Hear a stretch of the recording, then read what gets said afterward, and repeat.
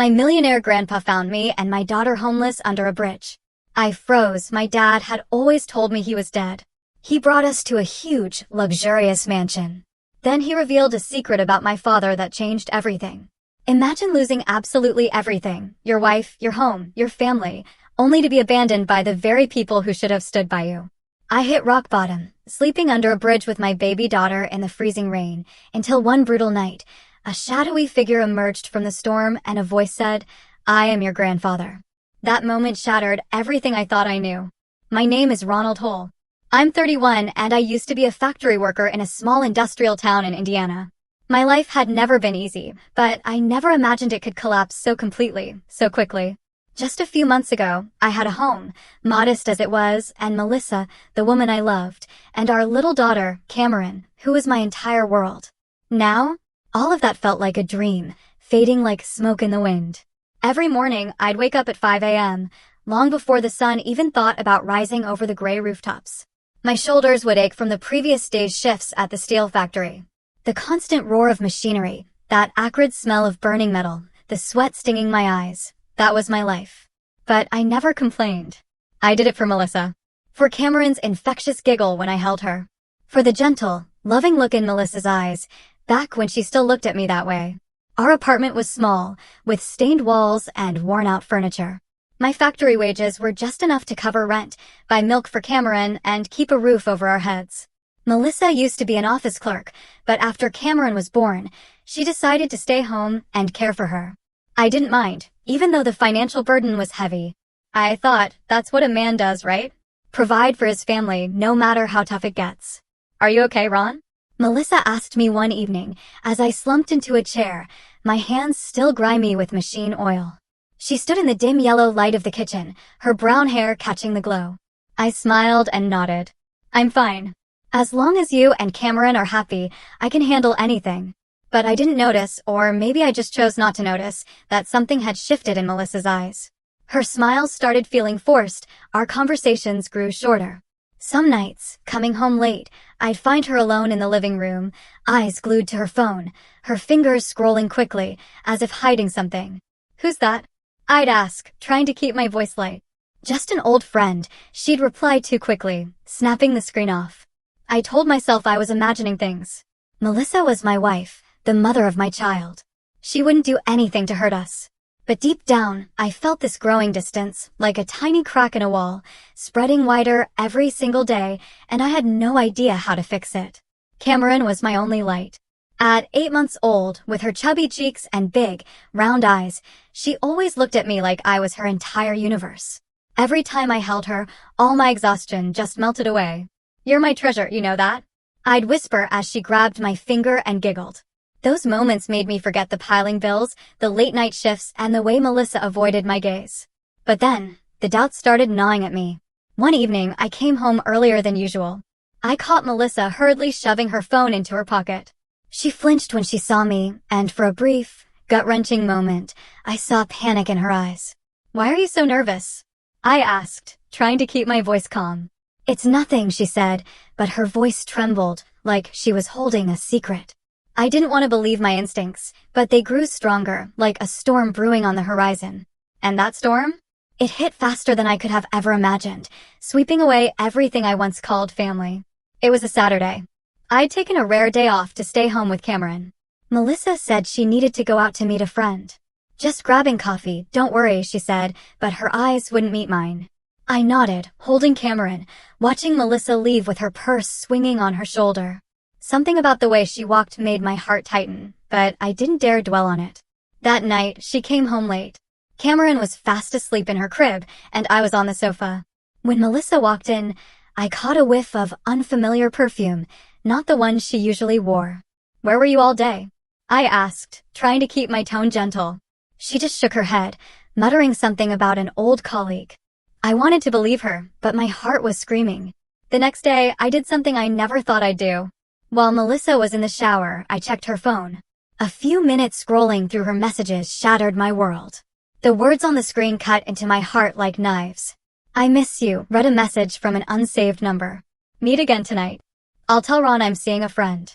And then dozens more messages, sweet, intimate, from a man I didn't know. but I knew enough to understand. Melissa had betrayed me. I stood there, hands trembling, the phone slipping from my grasp and hitting the floor. When Melissa stepped out of the bathroom, she looked at me, then at the phone. Her face went pale. "Ron," she stammered, but I didn't let her finish. "Who is he, Melissa?" My voice wasn't from anger, it was from raw pain. "Who is he that you could do this? To me? To Cameron?" She looked up, her eyes shimmering with an emotion I couldn't decipher. Was it regret? Or resolve? "Ron," she said, her voice chillingly calm. "We need to talk." And then she told me. No long explanations, no beating around the bush. She'd reconnected with an old colleague, a guy named Brian. "We were just talking at first," she said, but her voice faltered as she spoke of later meetings, coffee dates that stretched into evenings, messages that turned into declarations of love. "He makes me feel alive, Ron. I'm sorry, but I can't keep living like this."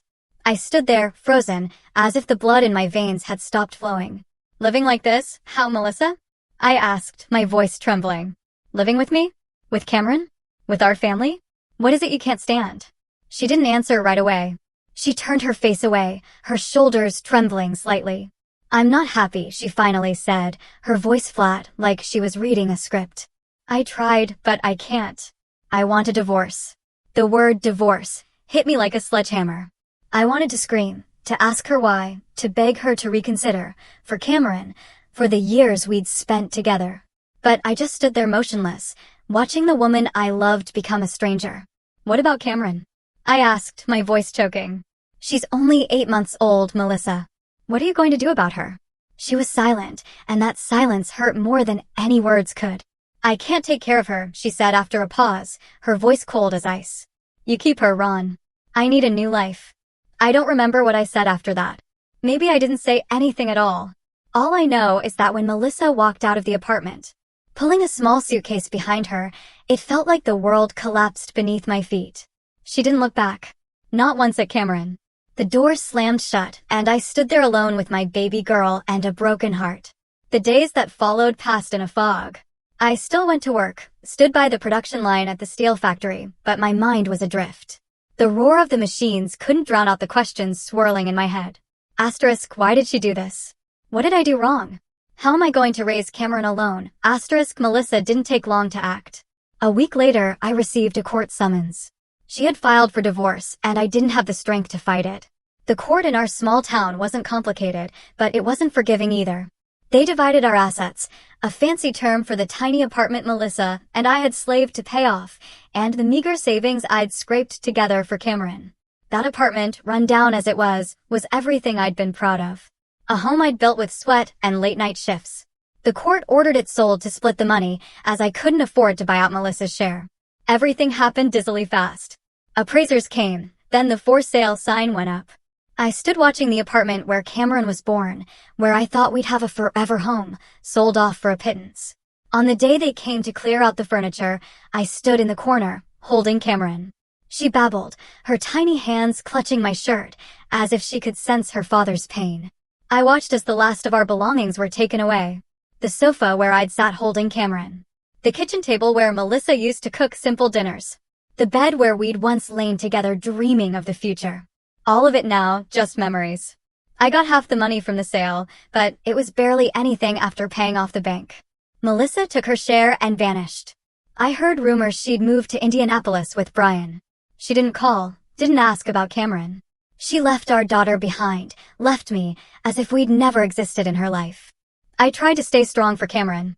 She was the only reason I didn't fall apart. Every morning, I looked into her clear, innocent eyes and told myself I had to be strong. But the truth was, I was breaking. I hadn't just lost my wife, my home. I'd lost faith in what I thought would last forever. I had no choice but to turn to my parents for help. I called my father, Kenneth. "Dad, I need help," I said, my voice breaking with shame and desperation.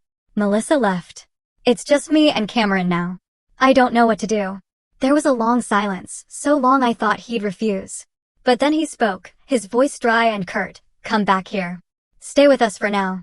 But you'll need to contribute to living expenses. We're not exactly flush with money." I let out a breath, though my heart still felt heavy. I thought, at the very least, family would be a place where Cameron and I could find refuge. I packed the few belongings we had left, a bag of my clothes, a few outfits for Cameron, and an old stuffed bear she loved. I held her close, stepped out of the now empty apartment, and caught a bus to my parents' house. As I boarded that last bus out of town, with Cameron in my arms, I felt like a complete failure. The apartment, where I thought we'd have a forever home, was now someone else's. The money from its sale was nearly gone. I held my daughter tighter and whispered, "I'll figure it out, Cameron. I promise." But deep down, I didn't know how I'd keep that promise. My parents' house sat on the edge of town, a weathered two-story home with faded shingles and a front yard overrun with weeds. I stood at the door, holding Cameron, my heart pounding like a beggar's. I didn't want to come back here. Didn't want to face my parents' judgmental stares. But I had no other choice. I knocked, and when my mother, Denise, opened the door, she looked me up and down. "Come in, Ron," she said, her voice devoid of warmth. "But don't make noise. Your father's resting." I carried Cameron up to my old room. It was still there, but not as I remembered it. A thin layer of dust coated the floor. The bed was covered with an old sheet, and a corner was stuffed with random cardboard boxes my parents had shoved in. "This room hasn't been used in a while. Clean it yourself," my mother said, her tone flat as if it were no big deal. I swallowed hard, looking around the room that once held my childhood dreams, now cold, dusty, and forgotten. The house only had 3 bedrooms. My parents' was the largest, at the end of the hall. Derek's, my younger brother's, was tidy, with a fresh mattress and his personal belongings untouched, because he and his wife visited often. And then there was my room. Now little more than a storage closet. The favoritism stabbed at my heart from the very first moment. But I stayed silent. I just needed a place for Cameron, even if this childhood room had faded with time. I cleaned the room, spread out a new blanket I bought with the little money I had left, set up Cameron's crib next to the bed, and tried to turn this place into a makeshift home. "This used to be our room," I whispered to her, holding her close. She babbled, grabbing my finger, and I turned away to hide my tears, to hide my overwhelming sense of failure. As for my family, my father, Kenneth, was a harsh man. A former railroad worker, now retired. He spoke little, but every word cut like a knife. "You need to pay for expenses, Ron," he said on my first day as I was unpacking. "We can't afford to feed 2 extra mouths. And keep it quiet. Don't let Cameron's crying disturb us." I nodded, not daring to argue. I knew my parents had their own struggles. Dad's pension was modest, and Mom worked part-time at a grocery store. But the fact that they preserved Derek's room like a museum while mine was left to gather dust made their favoritism painfully clear. Derek, my younger brother, had always been the golden child. Smarter, sent to college with my parents' support while I had to start working early to fend for myself. Now, when I needed help the most, they still prioritized him. As if I wasn't worth as much. I went back to the steel factory, working like a machine, taking on night shifts to make ends meet. Each day, I left the house before dawn, leaving Cameron with a kind neighbor who watched her for a small fee. I worked amid the roar of machinery, sweat soaking my shirt. But my mind was always with Cameron. I feared she'd go hungry, get sick, or that I wouldn't be able to provide for her. My wages, after paying for childcare and giving my parents a share for expenses, left me with almost nothing. But I gritted my teeth and pushed through. For Cameron. For the hope that one day I'd get us out of this house where love seemed reserved only for the successful. But my parents didn't make things any easier. My mother constantly reminded me of my failures. "Look at Derek," she said one evening as I came home after a 12-hour shift, my hands still black with machine oil. "He has a career, a proper family. Why can't you be like him, Ron?" I bowed my head silent. Derek was their pride and joy. He worked for an insurance company in Indianapolis, had a beautiful wife named Laura, and a nice house. To my parents, Derek was the picture of success, while I was just a failed factory worker dragging along a young child. Even though I was in my own childhood room, I didn't envy Derek. He was my brother, and I was glad he had a good life. But every time my mother compared us, it felt like another stab to the heart. I wanted to scream that I was trying my best, that I didn't choose to be abandoned by my wife, to lose my home, to come back here like a loser with my daughter in tow. But I stayed quiet, holding Cameron close and whispering, "I'll make it, kid." My childhood room, with its faded memories on the walls, became the place where I silently swallowed my pain, where I held my daughter each night and prayed for a way out. Things got worse when Laura, Derek's wife, gave birth to twins. The two babies, a boy and a girl, arrived like a whirlwind, drawing all my parents' attention. Suddenly, the house was filled with laughter and chatter. My parents bought toys, diapers, and cute clothes for Derek's kids. Every weekend, Derek and Laura brought the twins over, and the house buzzed like a happy family, except for me and Cameron. Derek's room became the headquarters for the grandkids, filled with new toys and echoing with laughter. While my room, my childhood room, was treated like a temporary burden. The favoritism hit me hard. My mother would hold Derek's twins, beaming with joy, whispering sweet words, while Cameron, her own granddaughter, got only a passing glance or a scolding when she cried. Cameron's growing fast, but she's too noisy, my mother said coldly one night when Cameron was fussy from teething. You need to teach her to behave, Ron. We need rest to take care of Derek's kids. I wanted to say that Cameron was her granddaughter, too. That she needed love just like the other kids. But I knew it was pointless. My parents poured all their affection into Derek and his family, as if they were the real family, while Cameron and I were just temporary intruders, unworthy of priority. My father was even more direct. One evening, as I came home from work, he called me into the living room. Ron, he said, his voice stern. You've been here long enough. We can't keep supporting you and Cameron forever. Derek needs us more. He's got 2 kids, big responsibilities, and when they visit, we need space for them to be comfortable. You need to figure things out. I stood there stunned, as if I'd been slapped. Dad, I said, trying to keep my voice steady. I'm doing my best. I work all day. I pay for expenses. I just need a little more time. For Cameron. I'm begging you, for her sake. But he just shook his head. You're a grown man, Ron. A man stands on his own 2 feet. We can't carry any more burdens, especially when Derek and his kids need us.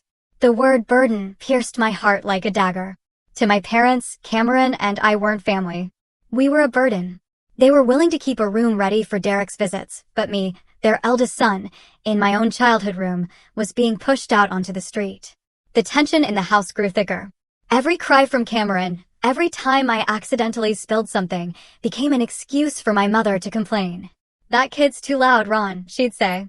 You need to find somewhere else to stay. Derek and Laura are coming with the kids soon, and we need to prepare the house for them. I tried to explain that I was saving money, that I just needed more time, but she wouldn't listen. Derek never caused this kind of trouble, she'd say. And I knew in her eyes, I'd never measure up to my brother. The fateful day came abruptly. One morning, as I was getting ready for work, my father called me in. He stood at the door of my room, my childhood room, now filled with painful memories, his eyes cold. Ron, he said, you need to move out. We need this room to fix up for Derek's kids when they visit. You have 2 weeks. I stood there, holding Cameron, feeling the ground collapse beneath me. 2 weeks. I repeated, my voice trembling. Dad, where am I supposed to go? How are Cameron and I supposed to live? That's your problem, he replied, then turned away without a single glance back. My mother stood in the corner, silent, but her eyes said it all. She agreed with him. I, her eldest son, no longer had a place in this house. I went back to the room, sat on the bed, and held Cameron close. She babbled, clutching my shirt, as if sensing her father's pain. I looked around my childhood room, its walls, once witnesses to my dreams, now just a place of temporary humiliation. I'd lost everything. My wife, my home, and now my own family. I didn't know where I'd go or what I'd do. But I knew one thing. I had to protect Cameron no matter the cost. The 2 weeks passed like a nightmare. I spent every spare moment searching for a new place to live, scouring local newspapers and asking old factory friends for leads. The money left from selling the house wasn't much, but it was enough to rent a cheap, run-down apartment on the outskirts of town. A dilapidated building with stained walls and a musty smell, not unlike a forgotten basement. The landlord, a gaunt old man named Frank, eyed me and Cameron suspiciously. No noise and pay on time, he said, his voice raspy from smoking. I nodded, signing the lease with trembling hands, and moved in with our few belongings, a foldable bed from my parents' house, Cameron's crib, and a small gas stove I bought at a second-hand market. The apartment was a single room with a shared bathroom in the hallway. But at least it was ours. For now, I thought I could make it work. My factory wages were steady, though tight. I'd work harder, save every penny for rent, Cameron's milk, and simple food like cold-cut sandwiches. We'll be okay, kid, I whispered to Cameron each night as she slept soundly in her crib. But reality was harsher than I'd imagined. Living costs here were higher than expected. Utilities, gas, and small expenses like diapers for Cameron. My savings dwindled like water slipping through my fingers. I cut back on everything. Ate less. Turned off the lights early. But it still wasn't enough. By the end of each month, I stared at piling bills, my heart tightening with worry. The biggest problem was Cameron. She was almost a year old now, active and needing constant care.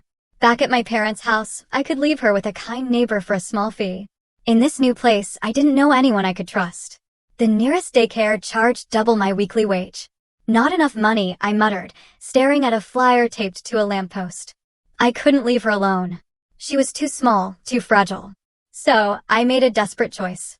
I'd bring Cameron to work with me. It was a last resort, but I had no other option. That morning, I carried her to the steel factory, tucked in an old backpack. The roar of machinery and the acrid smell of burning metal were no place for a child. I hid Cameron in a corner of the break room, inside a cardboard box lined with a blanket, hoping she'd stay quiet. "Daddy's going to work, be good, okay?" I whispered, my heart pounding with fear of getting caught. My coworkers gave me odd looks, but said nothing, maybe out of pity. I worked like a madman, darting between the production line and the break room to check on her, feeding her milk when she fussed. But I couldn't hide her forever. Cameron started crying, her wails cutting through the noise of the machines. The foreman, a burly man named Mike with a perpetually sour face, called me into his office. "Ron, are you out of your mind?" he bellowed, pointing at Cameron, crying in my arms. "This is a factory, not a daycare. I've already warned you about your slipping performance." I bowed my head, my voice shaking. "I'm sorry, boss, but I have no one to watch her. My wife left. My family won't help. Just this once, I promise I'll," but Mike shook his head. His face read, "No. Just this once, you're fired. Grab your stuff and get out." I stood there frozen, as if the world had collapsed. The job, the only thing keeping me afloat, was gone. I left the factory with Cameron in my arms, tears streaming down my face, mixing with sweat. "I'm sorry, kid," I whispered, but she just looked at me with innocent eyes, unaware of it all. Losing my job was a death blow. I wandered the town, applying everywhere, grocery stores, auto shops, even fast food joints. But my resume wasn't impressive. Just a 31-year-old factory worker with no degree, now burdened with a young child. "We need full-time workers with no distractions," one manager said, glancing at Cameron in my arms. "Sorry, but no." I tried place after place, but the answer was always the same. Rejection. Each door that shut made me feel smaller, more useless. The meager unemployment benefits barely lasted a few weeks, but the bills kept coming. I used up my savings to pay rent, but eventually I couldn't keep up. One rainy afternoon, Frank, the landlord, knocked on my door.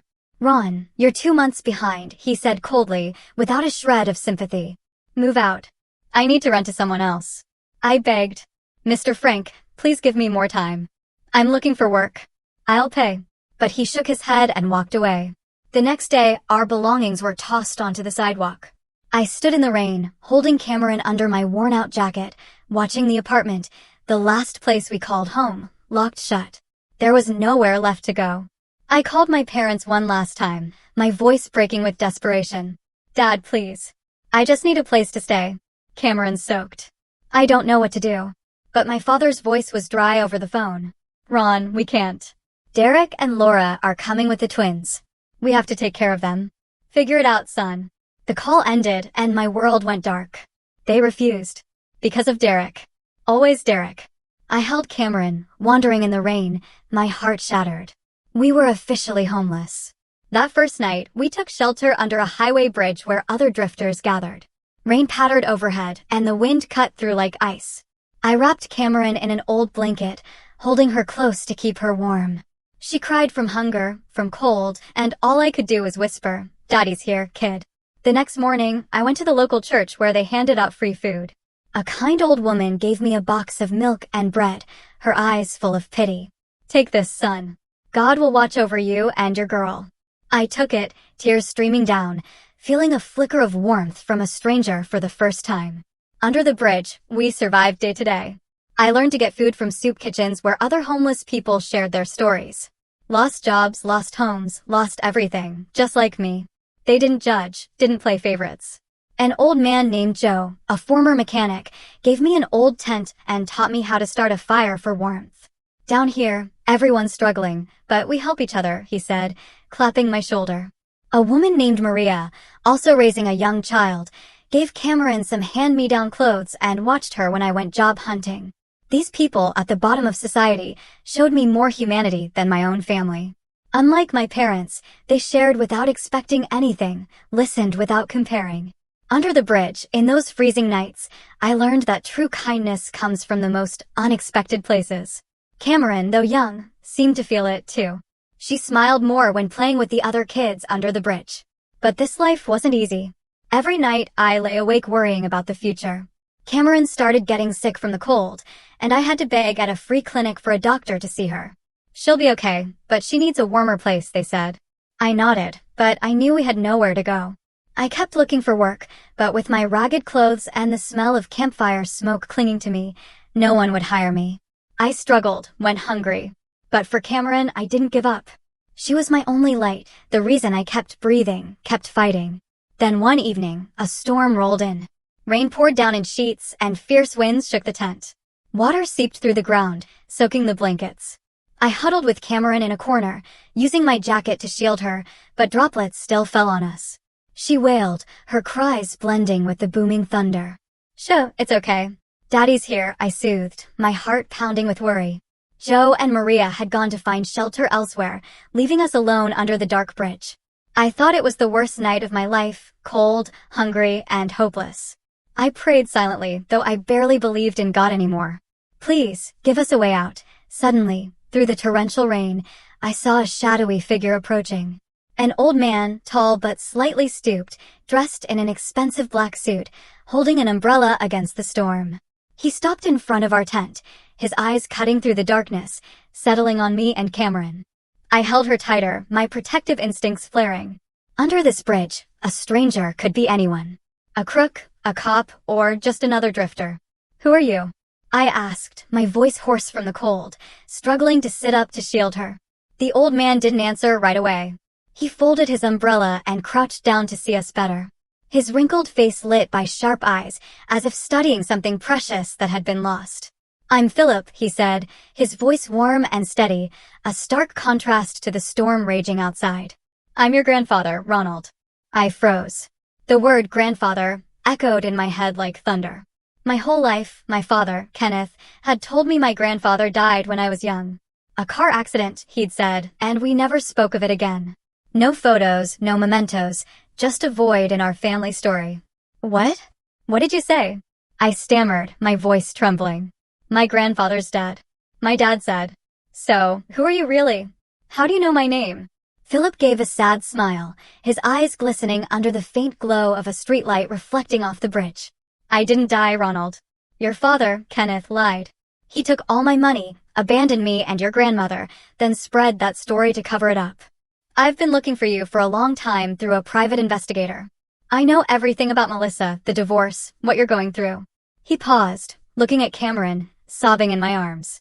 "And this little girl, my great-granddaughter. Don't let her stay in this cold. Come with me. I want to take care of you both. To make up for what you've suffered." I stared at the old man, my mind reeling. Doubt surged. Was this a cruel trick? A con man preying on desperate people like me? But as I looked closer, I saw an eerie resemblance. Sharp blue eyes, like my father's. A crooked smile I vaguely recalled from hazy dreams of my past. And his voice, warm, sincere, not like a liar's. The rain kept falling. The wind howled, and Cameron cried louder from the cold. I had nothing left to lose. No home, no job, no family. If he was a bad person, could things possibly get worse than this? But if he was telling the truth, maybe this was the way out, the glimmer of hope for Cameron. I looked at my daughter, her cheeks flushed from crying, and my heart twisted. "All right," I said, my voice choked. "I'll go with you. But if you're lying, I won't forgive you. For my daughter's sake." Philip nodded, standing and holding his umbrella over us. "You won't regret this, Ronald. Come on, my car's nearby." I picked up Cameron and followed him through the rain, my steps heavy with exhaustion and doubt.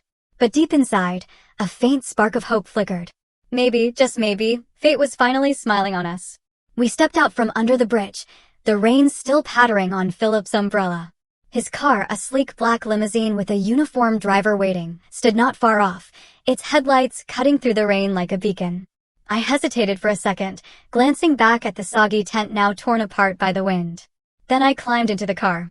Inside it was warm, the leather seats soft, and a child's car seat was already installed. Philip sat across from me, giving a faint smile when he saw my surprise. "I came prepared," he said, his voice warm. "She needs to be safe." I held Cameron closer. She'd stopped crying, perhaps soothed by the sudden warmth, and I stared out the window as the car pulled away. We left Indiana, heading for Florida. It was a long journey, but Philip had arranged a private plane from a nearby airport. I didn't ask much. My exhausted mind focused only on keeping Cameron warm. During the flight, I drifted into sleep, the first time in months I wasn't jolted awake by cold winds or passing traffic. When we landed in Tampa, the sky was bright. Another car waited, taking us to the city's outskirts. The scenery changed as we drove, from bustling streets to tree-lined roads, then to a gated community with high fences and an imposing iron gate. The car stopped in front of a sprawling mansion, like something out of a magazine, a two-story, cream-colored building with red-tiled roofs, surrounded by lush green gardens and a shimmering pool under the Florida sun. I stood there holding Cameron, my jaw dropping in awe. This is your house," I stammered. Philip smiled, placing a hand on my shoulder. "Our house, Ronald. Come inside. You and your daughter need rest." Stepping into the mansion felt like entering another world. The grand foyer had marble floors, a sparkling crystal chandelier, and the faint scent of fresh flowers from a large vase. A middle-aged woman in a maid's uniform greeted us with a smile. "Welcome, sir, and welcome, Ronald and little Cameron," she said, as if she'd known us forever. Philip introduced her. "This is Elena, the housekeeper. Over there is Luis, the chef, and security's at the gate. They'll take care of everything." I nodded, still dazed. Philip led us upstairs to a spacious guest room with a king-size bed, a private bathroom, and a corner filled with brand-new toys for kids. "This is for you and Cameron," he said. I had it ready. Later, Philip called a private doctor. A middle-aged man named Dr. Ramirez arrived within half an hour, carrying a full medical kit. He examined Cameron first, checking her temperature, listening to her lungs, and prescribing medicine for her cough. "She has a mild cold, but she'll be fine with proper care," he said, then turned to me. I sat there as he checked me. High blood pressure from stress, malnourishment, and minor cuts from street life. "You need rest and proper meals," he advised. Philip nodded and instructed the chef to prepare dinner. For the first time in months, I ate a real meal. Hot chicken soup, fresh salad, and toasted bread. Cameron got special formula milk, which she drank eagerly, her eyes brightening. That night, I lay on the soft bed, listening to Cameron's steady breathing in her crib beside me, and slept deeply. No nightmares, no worries. For the first time in years. The first days in the mansion passed like a dream. The house wasn't just grand, it was equipped with every comfort. A fruit orchard in the backyard where I could stroll with Cameron, a gym, and a library full of books. 24/7 security, daily cleaning by the staff, and 3 nutritious meals from the chef. Philip even hired a nanny named Sophia, a gentle young woman who'd worked at a high-end daycare, to look after Cameron when I needed a break. "You need time to recover," Philip said. "Let Sophia handle her." I hesitated at first, but Sophia quickly proved trustworthy. She sang lullabies to Cameron, played with her, and even taught me how to massage her to ease her cough. Cameron visibly improved. Her cheeks grew rosy, she smiled more, and she started to crawl around the room. As for me, I took hot showers daily, ate proper meals, and felt my body coming back to life. Doubts lingered, but each day they faded under Philip's genuine care. We began settling into life here. Mornings, I woke to the smell of coffee from the kitchen, eating breakfast with Philip as he talked about Florida, the sea, and the warm sun. In the afternoons, I took Cameron to the garden, watching her giggle as she touched the leaves. At night, Sophia watched her while I relaxed, reading or just gazing at the stars. Philip didn't push, only gently asking about my life, about Melissa, about the hardships. "There's no rush," he said. "You need time." I started opening up, telling him about the steel factory, the betrayal, my parents, and Derek. Philip listened, his eyes heavy with sadness, as if sharing my pain. Then one evening, with Cameron asleep under Sophia's care, Philip invited me to the balcony. a spot overlooking the pool shimmering under the lights. He poured 2 glasses of wine, sat in a leather chair, and said, "Ronald, it's time I told you the truth about the past. About why I found you." My heart raced, the air felt heavy, the faint sea breeze carrying a hint of salt. Philip stared into the distance, his voice low, as if recounting a painful story. "Years ago, when I was younger, I had a happy family. Your grandmother, my wife, and our son, Kenneth, your father. I worked hard, saved money and bonds for our future. But Kenneth, he changed. He got hooked on gambling, racked up debts. One night, he took everything from the safe. Cash, bonds, even sold some family heirlooms, and vanished without a word. Your grandmother was devastated. She had a heart attack that night. And she was gone forever." Philip's voice broke. He took a sip of wine, his eyes red. I sat there stunned, picturing it. My grandmother, whom I'd never known, dying from her own son's betrayal. I was nearly 50, penniless, heartbroken. I thought my life was over, but I didn't give up. I started over. A small job in real estate, borrowing from friends, working day and night. Over decades, I built Sunbay Properties, a coastal real estate company. From a tiny office in Tampa, I now have branches across Florida and beyond. I'm wealthy, but my heart was always empty.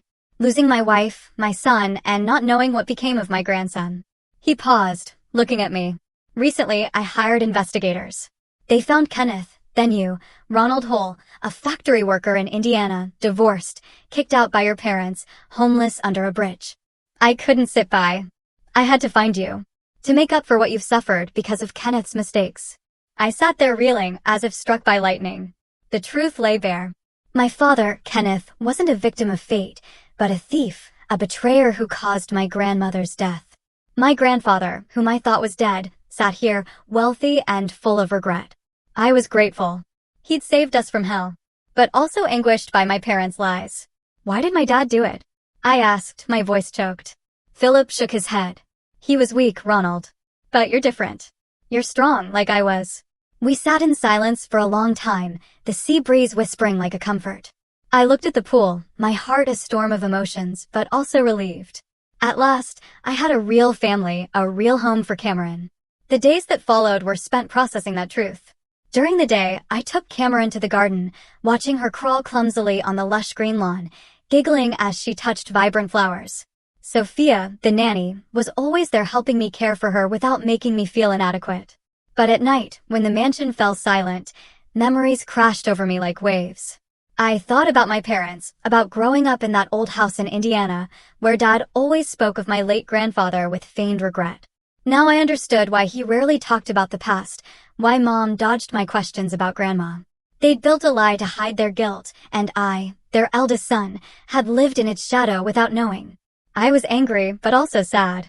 Sad for my grandmother, for Philip, and for myself. I called my parents once, but they didn't pick up. Maybe they thought I was calling to bother them or beg. I didn't call again. I had Philip now and Cameron. That was enough. Philip didn't push me to do anything right away. He gave me time to heal, but he also subtly hinted at the future. One morning, as we ate breakfast on the patio, toast, fresh fruit, and steaming coffee, he looked at me and said, "Ronald, have you rested enough? Sunbay Properties could use someone like you. Start small. A sales position. No special treatment, just a chance to learn." I was taken aback, staring at him. "Grandpa, I'm just a factory worker. I don't know anything about real estate." Philip smiled, patting my shoulder. "You know about life, Ronald.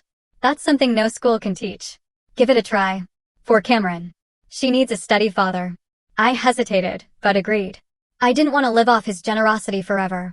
On my first day at the company, I wore a suit Philip bought me, feeling like I was in someone else's clothes. Sunbay Properties was in downtown Tampa, a modern glass building with a gleaming logo under the sun. The office buzzed with activity, employees on phones and computers.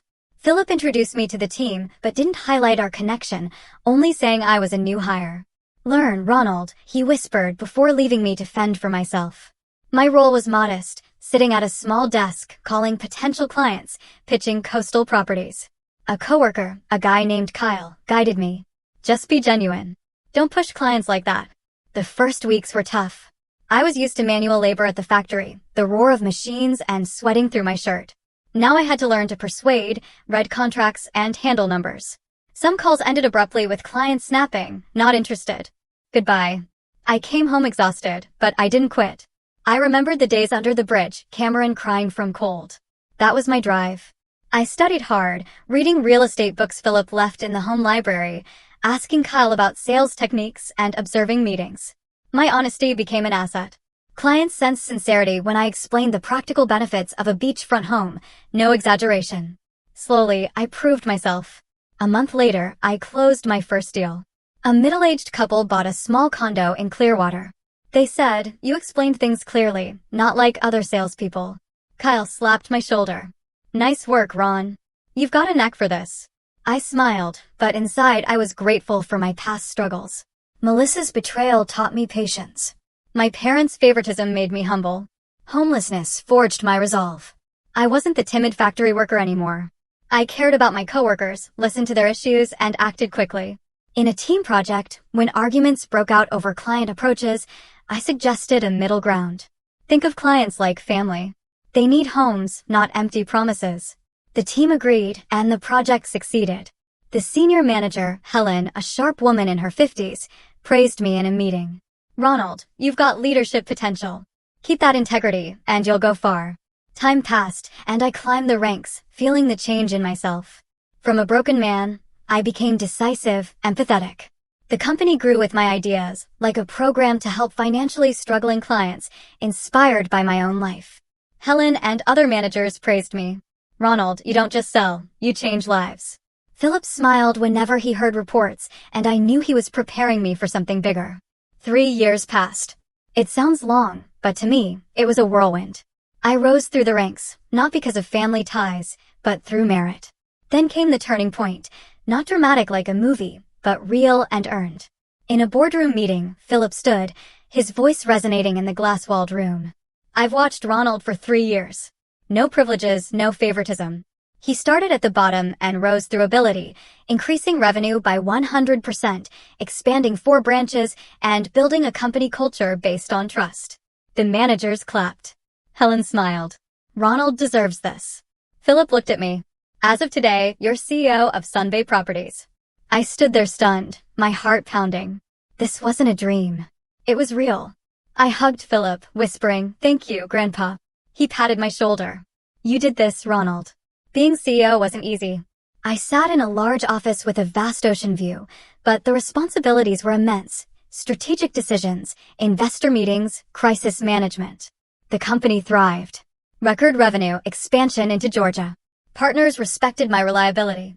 Once, during a market downturn, I rejected a high-profit but risky deal. "We don't gamble with clients' futures," I said. They respected that, and more contracts followed. I stayed humble, eating lunch with employees, listening to ideas from the ground up. "I was once like you," I told the staff at a company meeting. "Let's build together." Cameron became my greatest joy. Now 5, she's bright, lively, and always asking about my work. "What do you do at the company, Daddy?" she asked, sitting on my lap at the dinner table. "I help people get nice homes, like ours," I replied, kissing her forehead. She attends a private school, plays piano, and swims, things I never dreamed of as a kid. She's my drive. Every company decision, I think of her, of building a legacy. The media took notice.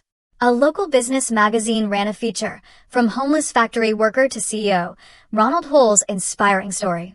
They interviewed me in my office, and I spoke honestly about Melissa, my parents, the bridge, and Philip. "Life taught me failure isn't the end," I said. The article went viral, and a local morning show invited me. Sitting on their sofa, I shared my story with a genuine smile. "From homeless to CEO, how'd you do it?" the host asked. I looked at the camera. "Thanks to my grandfather and never giving up. Everyone has a chance if they keep going." The interview boosted the company's fame. Clients poured in, and I received letters from people who'd struggled like me, thanking me for hope. But the past wouldn't let me rest. One afternoon, as I sat in my office reviewing revenue reports from the new Orlando branch, my phone rang. It was the receptionist. Her voice uneasy. "Ronald, there are 2 people in the lobby claiming to be your parents. They insist on seeing you now." I froze, gripping the phone tightly. My parents, Kenneth and Denise, after all these years. After they threw Cameron and me out like beggars. I took a deep breath, steadying myself. "Let them wait in the lobby. I'm coming down." I stood gazing out the window at the sparkling Tampa Bay under the sun and told myself, I'm not that weak Ronald anymore. I walked down to the lobby, where the crystal chandeliers gleamed off the polished marble floor. There they stood. My father in a tight, outdated suit. My mother in a worn wool coat, her eyes darting around as if appraising the building's worth. It was the first time I'd seen them since they kicked us out of their Indiana home years ago. My father looked at me, forcing an awkward smile. Ron, my boy, we saw you on TV. You've made it. We're so proud. My mother chimed in, her voice syrupy. Yes, Ron. We should reconnect. Family, right? We could help you manage all this. She waved her hand around the lobby as if staking a claim. I stood there, staring at them coldly, my heart no longer aching. Just calm. Help?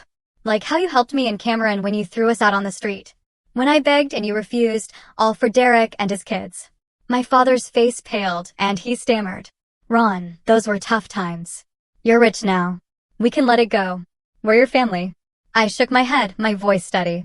Family? You abandoned me when I needed you most. And now you come for a share? No way. Suddenly, the sound of footsteps echoed from the elevator. Philip appeared, tall in a sharp gray suit, his eyes cold as steel. He stopped beside me, staring straight at my parents, or rather, at his son, Kenneth. My father froze, his face ashen, as if he'd seen a ghost. Philip. Dad? You're alive, he stammered, stepping back. My mother clutched his arm, her eyes wide with horror. It's impossible. Kenneth said you died years ago. Philip gave a chilling smile. Yes, Kenneth said that to cover his crimes. But I'm alive. And I'm the chairman of Sunbay Properties, the company you're standing in. The lobby grew tense as a few employees and clients paused to watch, the air crackling with anticipation. Philip didn't hesitate, his voice ringing clear, laying the truth bare for all to hear. Kenneth, you stole everything. My money, my savings, and abandoned your mother and me. Your mother, Ronald's grandmother, died of a heart attack from the shock. You left me penniless at 50, then spread lies that I was dead to live guilt-free. And then you abandoned your own son and granddaughter, Ronald and Cameron, when they needed you most, kicking them out for Derek's sake. My father shook his head, his face flushed, trying to defend himself. It wasn't like that. I'd just borrowed it. Then things spiraled. You understand. But Philip pulled a stack of papers from his pocket. Investigator reports. Old receipts, even photos of the empty safe from years ago. Here's the proof, Kenneth. You can't deny it. And Denise, you knew everything but covered for him. My mother faltered, stammering. We didn't mean it, Ron. Say something. But I just stood there looking at them. Two people who were once my parents, now just a painful memory. They couldn't argue. The evidence was undeniable. The lobby was silent, a few employees whispering, and my parents lowered their heads, leaving in shame without another word. I watched them go, feeling no anger. Just release. Sometime later, Philip called me into his office. Ronald, it's time to settle things, he said, his voice calm but resolute. He had invited my father, Kenneth, and Derek to a company meeting under the pretense of business discussions. I knew it wasn't an ordinary meeting, but I didn't object. The day arrived, and Sunbay Properties' Grand Conference Hall was packed with employees and senior managers. My father and Derek walked in, Derek in a flashy suit, exuding confidence, as if he were there to claim a share, while my father kept his head down, avoiding eye contact. They sat in the front row, Derek whispering to Dad, "Guess Ron's ready to share the success." Philip took the stage, his voice booming through the microphone. "Today, I'm announcing my official will. I'm 80 years old, and Sunbay Properties needs a worthy successor." The room fell silent, all eyes on him. He looked at me and smiled. "Ronald Hull will inherit the majority of my estate and full control of the company. Not because of blood, but because he's proven his character and ability. From a sales associate to CEO, building this company stronger with integrity and hard work." The hall erupted in applause. Helen and my colleagues cheered. I stood, hugging Philip. My voice choked. "Thank you, Grandpa." My father and Derek were cut out entirely. Not a cent, not a share. Derek's face paled, and he shot to his feet. "How can this be? I'm your grandson, too." My father, trembling, pleaded in front of everyone. "Philip, Dad, please forgive me. Ron, talk to him. We're family." The room went quiet, all eyes on the scene. I stepped onto the stage, looking straight into my father's eyes. The man who once threw me and Cameron out. My voice was cold but steady. "The day you kicked me and Cameron out, I lost my father. The only person I respect now is my grandfather. My father sank into his chair, his face ashen.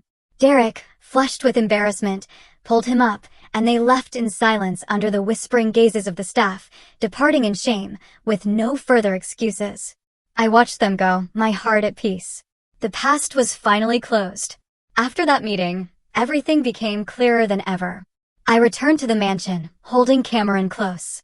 Her warmth, the reminder that life still held beauty. Philip patted my shoulder, his voice warm. "You've done well, Ronald. Now it's time to live for the future." We ate dinner together, a true family meal, with Cameron's laughter echoing through the spacious room. She was growing up, her eyes bright and her smile radiant. No trace of those cold days under the bridge. I told her about her great-grandfather, about lessons from the past, and she listened, even if she didn't fully understand. One evening, when things had settled, I took Cameron to the company building's balcony, the highest point in Tampa, with a sweeping view of the city's twinkling lights under the night sky. The cool sea breeze carried the scent of salt and freedom. I held her in my arms, pointing out the towering buildings and bustling streets below. "Look, kid, that's our world," I whispered. Cameron giggled, waving as if greeting the lights. In that moment, I realized I'd come full circle. From the depths of despair, clutching my daughter under the rain, to this pinnacle of honor, standing tall as a man. I reflected on what I'd endured. Melissa's betrayal. My parents and Derek's coldness. The homeless nights under the bridge and Philip's redemption. They were no longer wounds. They were lessons. The foundation of what I'd achieved. A thriving company, a loving home, and a heart capable of love. I'm both a successful CEO, leading Sunbay Properties to record revenues and relentless expansion, and a devoted father, spending every weekend with Cameron, taking her to the beach, teaching her to swim, and telling her stories of the kind people under the bridge. She's growing up in a new family, filled with love, Philip as a gentle great-grandfather, Sophia as a caring aunt figure, and me, her dad, always there to protect her. We're no longer alone. The mansion is now alive with laughter, shared meals, and new memories. But deep down, I've learned a profound truth. Blood doesn't always make a family. My biological parents, despite sharing my blood, abandoned me when I needed them most. Yet Philip, betrayed by his own son, came back to make amends. It's love, responsibility, and integrity that create a true legacy. The one I'll pass on to Cameron so she grows up valuing those who truly stand by her. And if there's any advice from this journey, it's this: keep pushing forward, no matter how tough the odds. I once thought my life was over under that bridge, but I didn't give up. I took one step at a time. The future will always be bright if you keep moving forward, never quitting. Life may push you to the bottom, but you decide whether to stand up. For me, Cameron was my reason to rise. And now I stand here, at the top, ready for whatever comes next.